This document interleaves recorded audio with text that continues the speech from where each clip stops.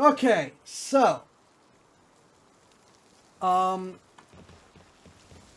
for I'm gonna again, I want to give a little bit of some background here, but I also want to say that I am not being paid, sponsored, or otherwise connected to X, aka Twitter, in any way, shape, or form, except for the fact that, despite being a really tiny streamer, I have apparently been given the content creator free checkmark, giving me access to the premium account without needing to subscribe for it. That's how I'm able to stream on X. I have, again, not talked to anyone about this, not coordinated with anyone about this, not negotiated anything about this. Having said that, it does give me access to that, so I want to be clear about where I do and don't have, any kind of benefit to myself. So, with that said, the background of X Money and sort of what happened with it. There's a lot of deplatforming financially going on. And the news and the main topic is focused on the political side of things, but this is not just a political issue. Obviously, yes. Do we agree with your politics? Oh no. Well, you can't use our financial services. Has been a problem. However, anime and manga, which you're watching a VTuber. Theoretically, this is something that you're into. Has also seen a lot of restrictions through PayPal, Visa, MasterCard, and banks in general.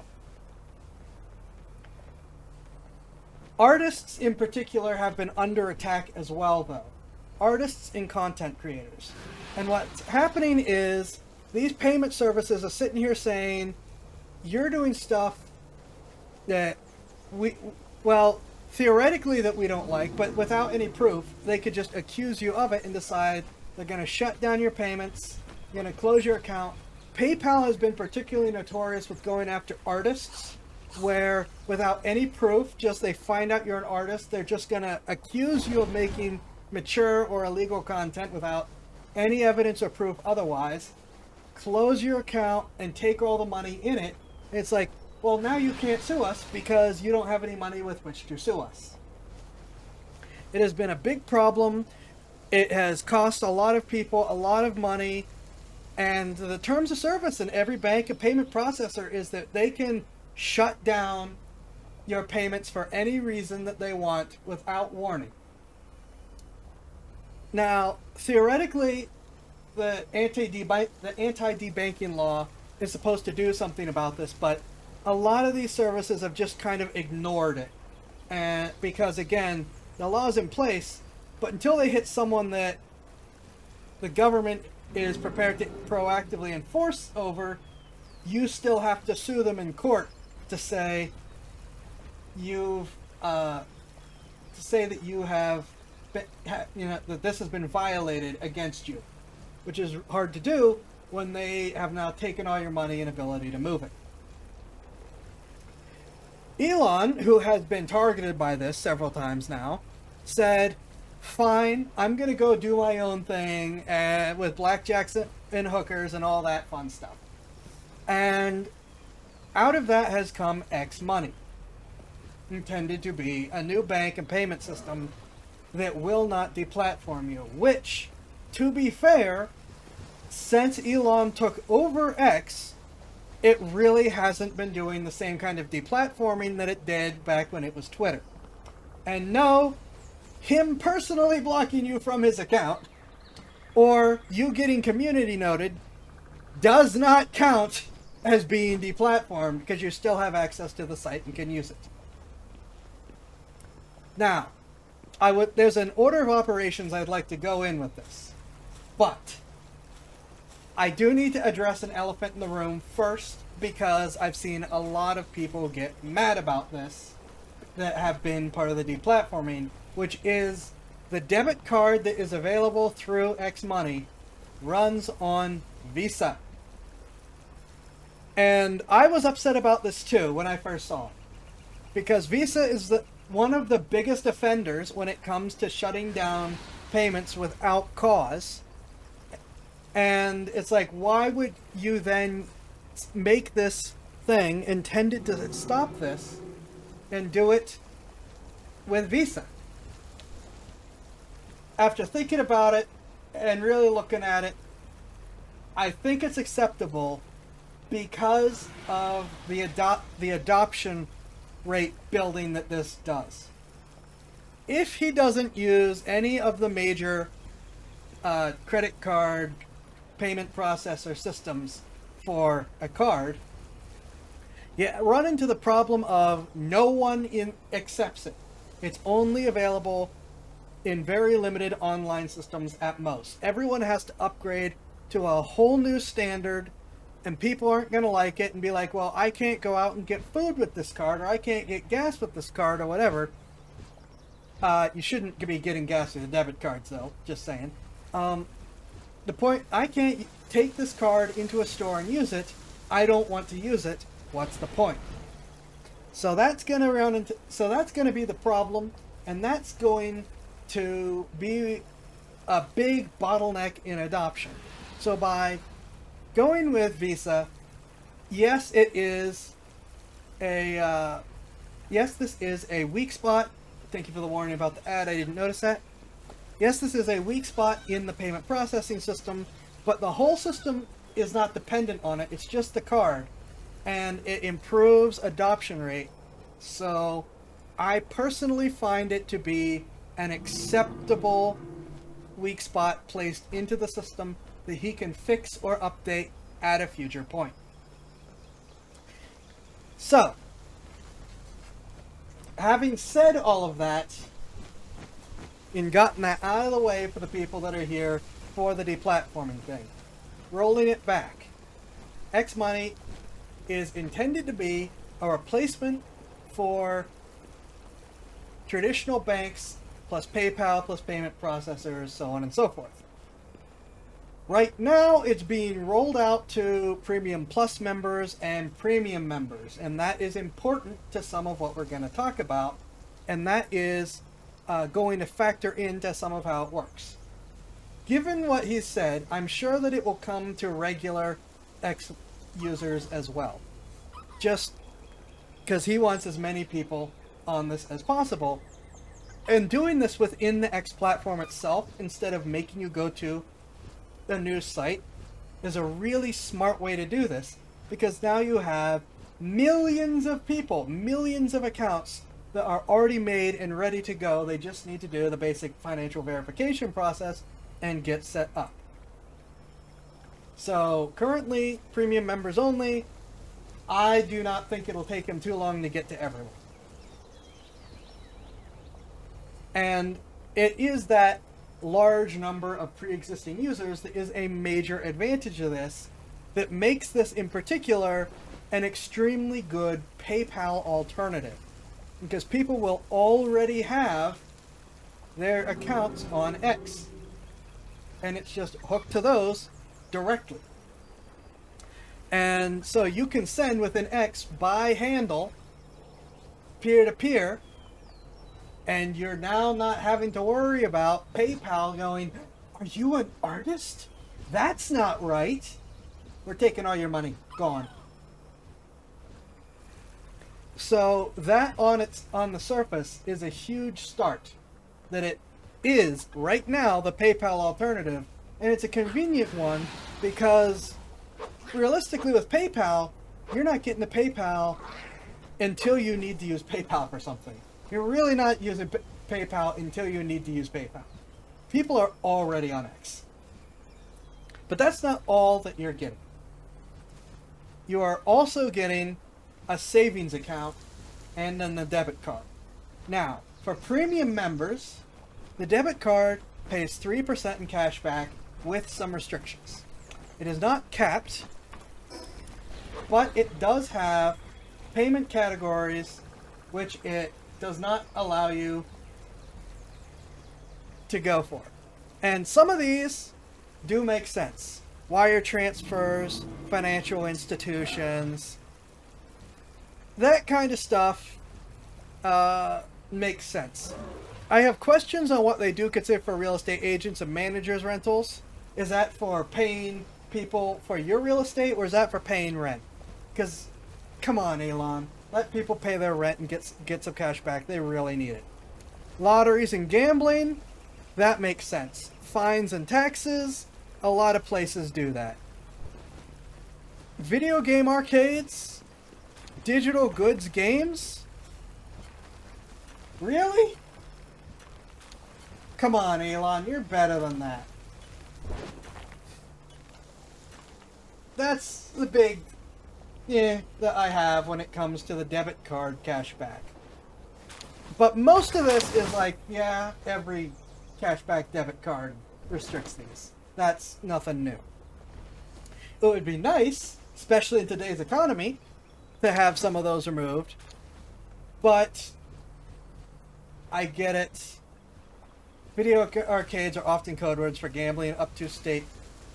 Okay, that's fair. The digital goods games one, though, is like, really? Steam? But that's fair. Stamps and coin stores, I can also see it with some of the stuff there. So you do get some restrictions, and in return, you're getting 3% uncapped cashback, which is huge. Because a lot of cashback debit cards, unless you're like a wealthy person using a cashback debit card, do have caps. So not have even the ones you pay for. So having that uncapped and just having the category restrictions, that is acceptable. What about the U.S. Mint? That will probably be government services, unfortunately.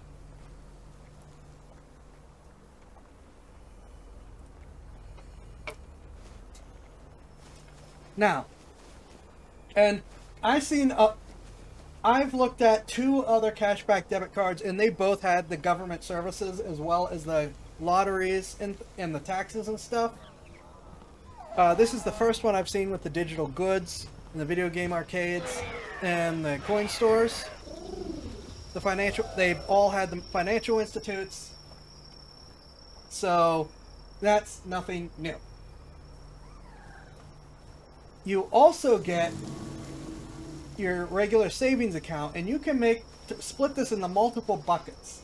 They each have their own account number, which I think is really good, because what you can do is hook one of them up to PayPal, transfer the money out of PayPal into that, and then transfer it out of that into a different bucket.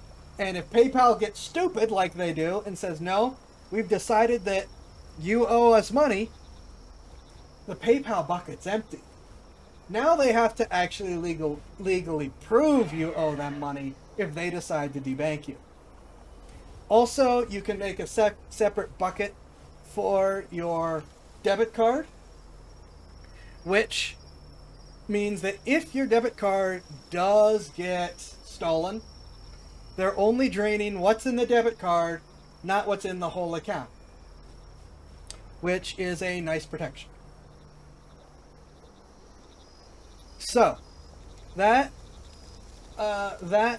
whole thing, though, also comes with, right now, 4% interest for premium members and 6% for premium plus members, or premium members that deposit up to $1,000 in direct deposits from your paycheck every 34 days. And I appreciate that it's every 34 days, because some of the ones that give you deposit bonuses have it like at 29 days. It's like, really? That's not even a month.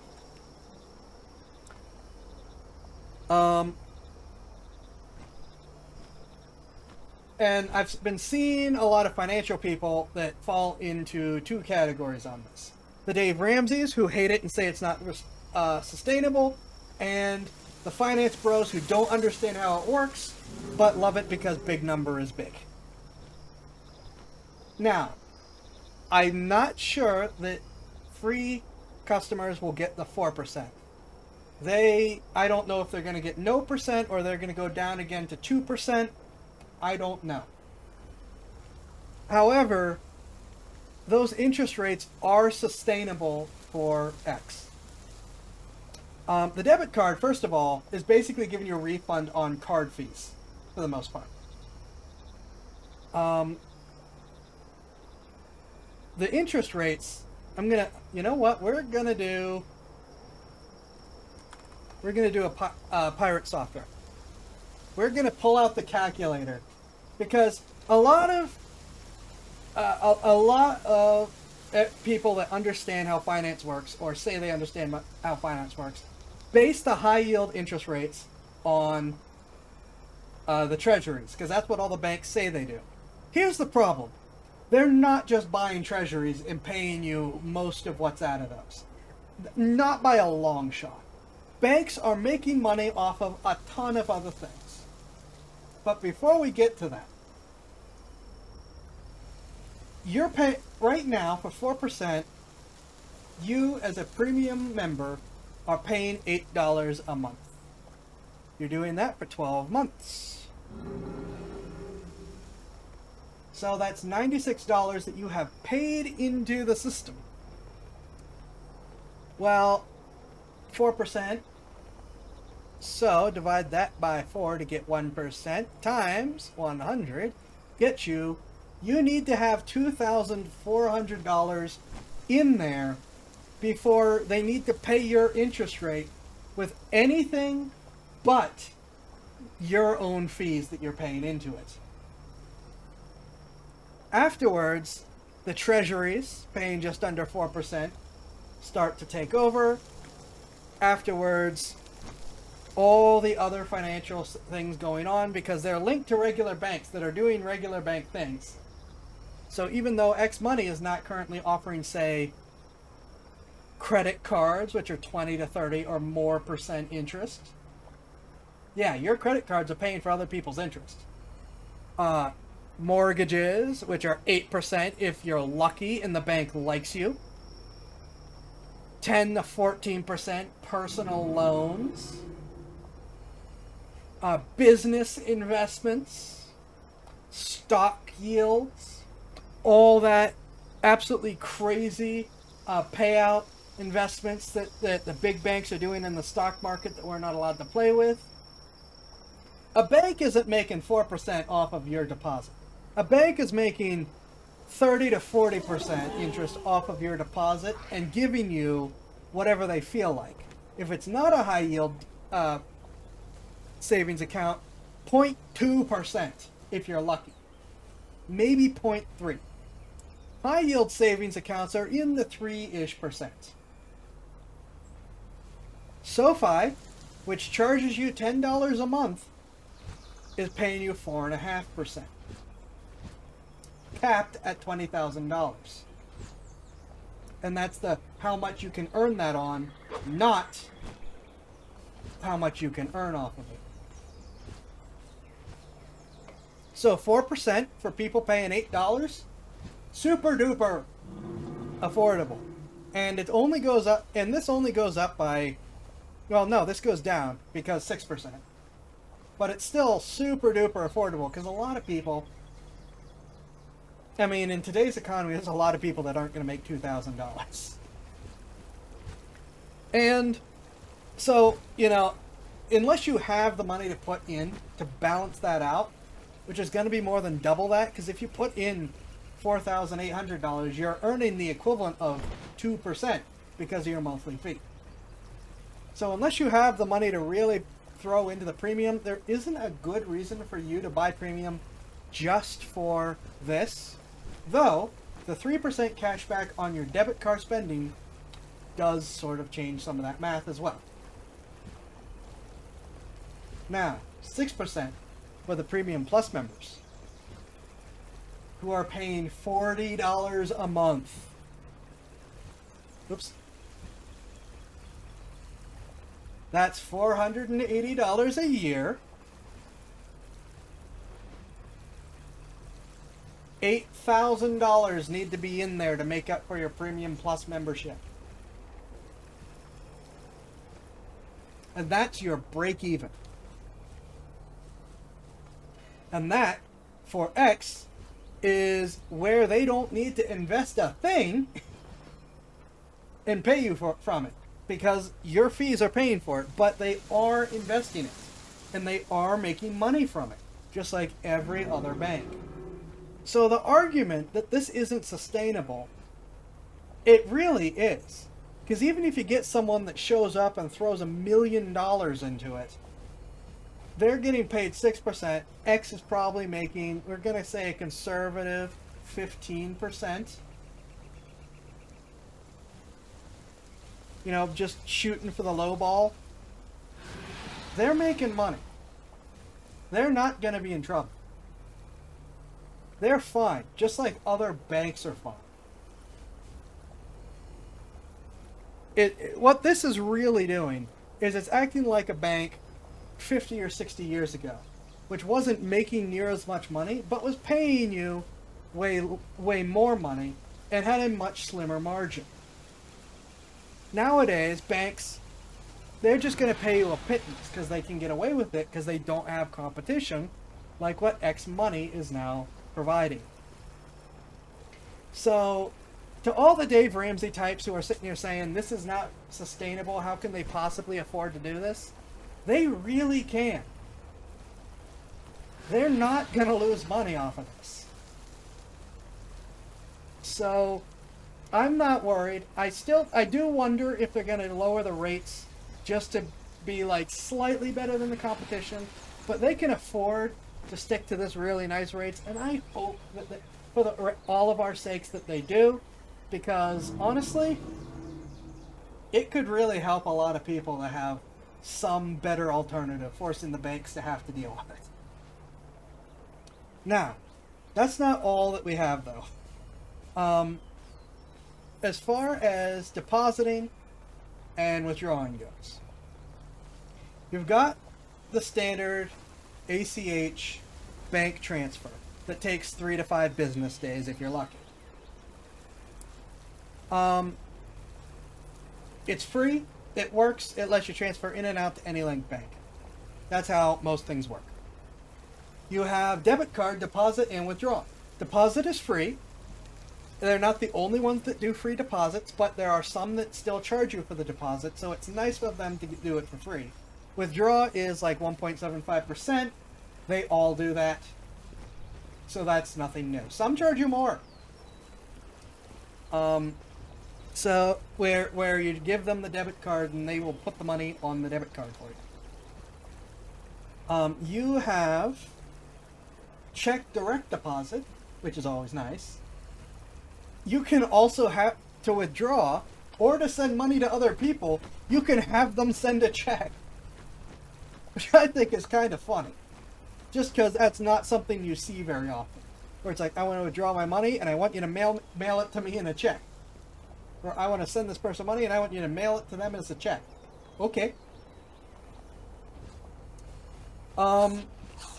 You can also wire money, which is an old system. Everyone still offers it though. Believe it or not. So here's how old wiring was. It was done by telegraphs. The old Morse code devices. And you can still send wires by telegraph transmission. That is still a thing today. It is ancient technology that just hasn't changed. The fact you can still send money by telegraph transmission is wild to me. That one is expensive, but it's like $20 to send money, $20 to $30 to send money, but they're all like that. That's not new. And you can go to a supported location, give them the barcode, and just deposit cash straight into your account. So you have a lot of options for transferring money. You're not stuck with, you're bypassing PayPal entirely, and you're not stuck with Visa. Visa's just for the card, thankfully. And again, X doesn't have a reputation for nuking accounts, so you don't need to worry about that. Personally, I like it. Would I pay the $8 to do it? I genuinely don't know. I certainly don't have the money to make that worth it for me. I do not have the ability to deposit enough money without the free premium in order to earn back that, in order to make that 4% balance worth it. But I think that for a lot of people, it's going to be worth it. There's a lot of people that are already getting what other value out of Premium and Premium Plus, to where they say, ooh, I can get some of my money back. Cool. I think that, and for businesses that are going to use this, those monthly fees become tax write-offs, which is going to be huge for artists who are being, again, just outright attacked by PayPal. And that one's not a political thing at all. They're trying to make it a political thing by accusing artists of doing illegal or mature works. A lot of them aren't. Many of the ones that I know personally that have been hit by this do not do mature art and still got hit. So, that this is a big thing for that kind of stuff. I mean, how many artists have you worked with that have said, please don't put anything about art in the description? That's why. Personally, I like it. I'm going to use it while I have access to it. We're going to see what happens. I'm going to enjoy the perks while I have access to them.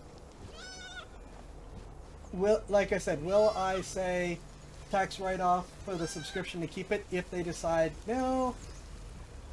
I genuinely don't know. I'll have to cross that bridge when I get to it. I don't think, unless you have a lot of money, that it is worth doing the subscription on its own. But again, if you're getting other perks from Twitter, or you need to bypass PayPal, that changes things. So, letting people know that this exists, that it's a thing, and talking about the options, and again, explain that, yeah, we're not happy that they decide to use Visa for the debit card, but we understand. I know there's some people that are just absolutely hating Elon Musk for doing that. So, that is the long-winded X Money talk. Check it out for yourself if you're interested. So, please, what do you guys think? What are your thoughts on X Money? Do you think it's worth it? Do you think it's not? Do you think Musk is a traitor for using Visa? Are you going to check it out? Both for the current viewers and for when I upload this as a video. I might even leave the intro thing in for that. Let me know what you think. I'm curious. Have any of you noticed anything? Noticed anything that I missed?